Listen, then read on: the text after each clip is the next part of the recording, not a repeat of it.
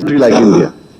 Sir पहले हम permanent jobs देते थे, फिर हम कंट्रैक्चुअल पर आ गए और अब आउटसोर्सिंग पर आ गए। सर और आउटसोर्सिंग में जब हम खुद अपने इंस्टीट्यूशंस को कंट्रोल नहीं कर पाए, रिक्रूटमेंट में बड़े बड़े स्कैम्स हो गए, how can we trust a private company to give you quality personal?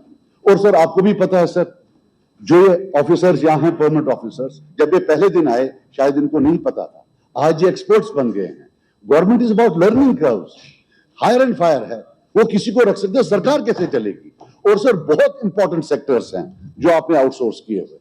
जहां आपने बोला आप 1 लाख जॉब्स क्रिएट करेंगे, मुझे माफ कर देना, 24,000 गवर्नमेंट जॉब्स को आपने प्राइवेट में कन्वर्ट कर दिया। सो जनाब हमें 1 लाख मत दो, लेकिन एटलीस्ट प्राइवेट मत करिए। ये जो आप गवर्नमेंट जॉब्स को प्राइवेट में तब्दील कर रहे हैं, ये बंद कर दीजिए।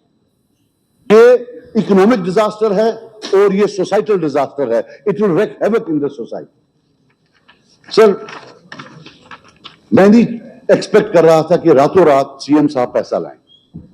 आफ्टर ऑल कहां से लाएंगे? लेकिन sir budget sets a tone for economic ambience.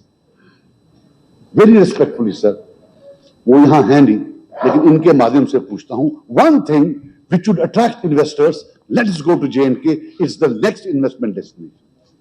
Sir we are one of the most regulated economies in the country. Soviet Union है, एनओसी कल्चर है।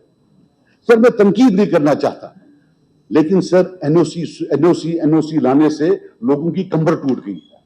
सर प्रॉब्लम यह है कि हमारे जो सीएम साहब हैं, with due respect, he has never applied for a permission. उनको नहीं मालूम पड़ता ये जो एनओसी होता है ये पैसा होता है। अगर सारे कागज है फिर भी देना है, नहीं है तो फिर तो 4 टाइम ज्यादा देना है। सर आप देखिए, और ये एनओसी जो हैं, they have been made chronic, not in your time, but in the last 5 years. Why? Because bureaucracy की आदत होती है सेंट्रलाइज करने की। उन्हें आईएएस किया होता है और उनको लगता है हम सबसे बुद्धिमान है, हमारे बगैर कुछ नहीं होगा, हमसे पहले पूछो।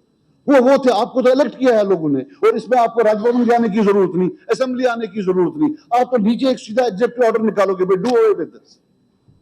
सर हर बात के लिए आप देखिए सर, मेरी आपसे गुजारिश होगी कि please sit, create a team who will look into the orders that have been passed in the last 6 years, जिनने सेंट्रलाइज किया है एनओसीज को। प्लीज इनको आप डाइल्यूट करिए, इनको डीरेगुलेट करें, तब जाकर कोई यहां आएगा।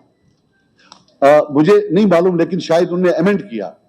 अभी सीएम साहब ने स्पीच में बोलते बोलते एक लाइन थी, home stay we have to see. Why do have to see? Government का क्या लेना होम? क्या गवर्नमेंट हाउसकीपर है? Is government going to see कमरा साफ है या नहीं?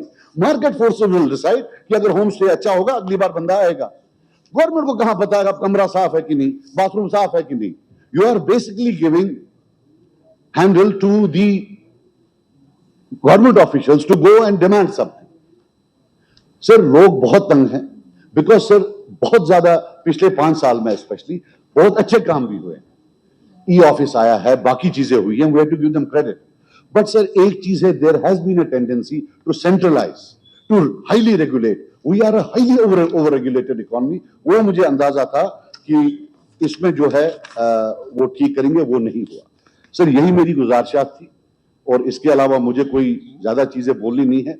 But please I would appeal to all of you that we desperately need to deregulate, decentralize our economy, because otherwise no investors would be coming here. The tourism और horticulture का बता दूं, these are gold mines only if we can recognize them. Sir और एक चीज, sir मैंने economics पढ़ी है सर, उस पर जबरदस्त असॉल्ट हुआ है इस हाउस में, तो प्लीज सर उस असॉल्ट को जरा ठीक करें। सिर्फ एक चीज बोलना चाहता हूं, when you want to check एक ट्रेडिशनल इकोनॉमिक थ्योरी कि क्या कंट्री बैकवर्ड है या डेवलप्ड है, तो आप देखते हैं कि कितने लोग एग्रीकल्चरल में हैं।